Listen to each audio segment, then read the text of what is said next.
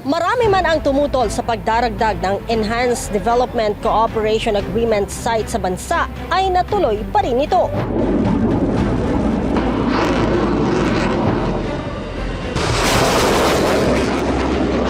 Ayon sa Armed Forces of the Philippines, malaki ang pakinabang hindi lamang ng mga sundalong Pilipino, kundi maging ng bansa sa pagtatayo ng Amerika ng mga pasilidad sa Pilipinas.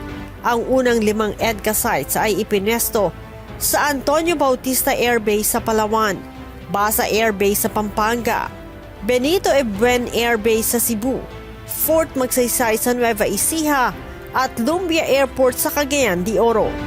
Habang ang bagong 4 naman ay ipinwesto sa Naval Base Camilo Osilla sa Santa Ana, Cagayan, Lalo Airport sa Lalo, Cagayan, Camp Melchor de la Cruz sa Gamo Isabela at Balabac Island sa Palawan. Ayon sa Amerika, Pilipinas pa rin ang nagmamay-ari ng mga pasilidad na ilalagay nila.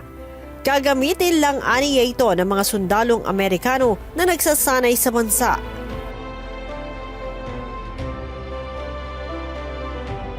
We're not seeking permanent basing in the Philippines. As you heard us say in our statements here, EDCA is a cooperative agreement that enables rotational activities. And so it's a key pillar of training and opportunities to strengthen our interoperability. And it also provides us the ability to respond effectively to humanitarian issues and also disaster relief and other types of crises.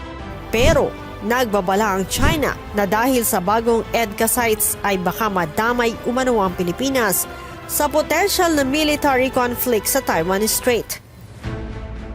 3 sa mga bagong EDCA sites ang malapit sa Taiwan.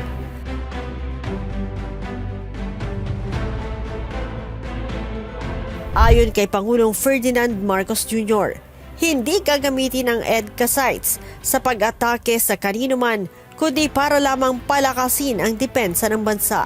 Hindi tayo papayag na gamitin ang mga bases natin para sa kahit anong offensive na action. Ito ay para lamang tulungan ang Pilipinas kapag nangangailangan ng tulong ang Pilipinas. Kaya kung wala namang sumusugod sa atin, hindi na sila kailangan mag-alala dahil hindi naman sila natin lalabanan. At hindi naman, ang ginagawa lamang natin ay patuloy natin na pinapatibay natin ang depensa ng ating teritoryo, ang pagdepensa ng Republika. Ayon sa Department of National Defense at Armed Forces of the Philippines, malaki ang maitutulong ng mga EDCA sites sa bansa, gaya na lamang ng agad na pagresponde ng mga sundalong Amerikano sa panahon ng kalamidad at pananakop.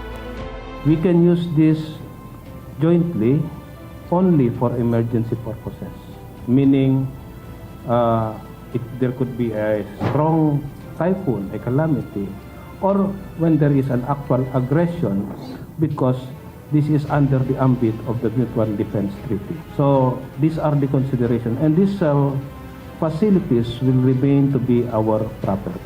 I think it is the identification also of the projects are aligned to the modernization program of the armed forces.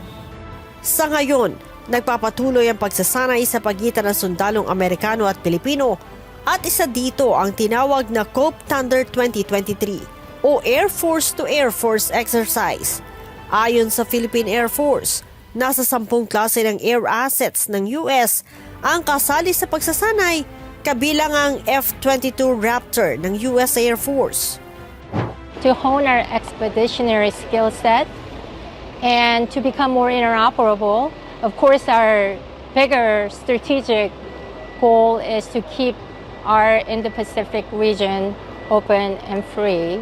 These ready, capable combat forces serve as a deterrent to our aggressors and show our commitment to work to provide a peaceful and sustainable environment. Samantala, bukod sa COPE Thunder, mayroon din bilateral exercise ang Philippine Marine Corps sa Estados Unidos na tinawag na MASA 2023, kung saan nakasentro ang pagsasanay sa aviation support operations. tampok dito ang ilang air assets ng US na Ospreys at Super Stallions.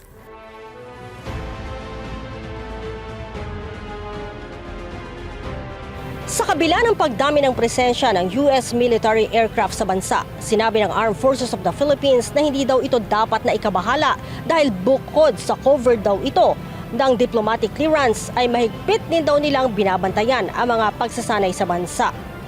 Para sa SONA 2023, pangako ng pagkakaisa sa pag-unlad. Leia Ilagan, UNTV News and Rescue. Diyos ang aming sandigan, serbisyo publiko ang aming pinahahalagahan.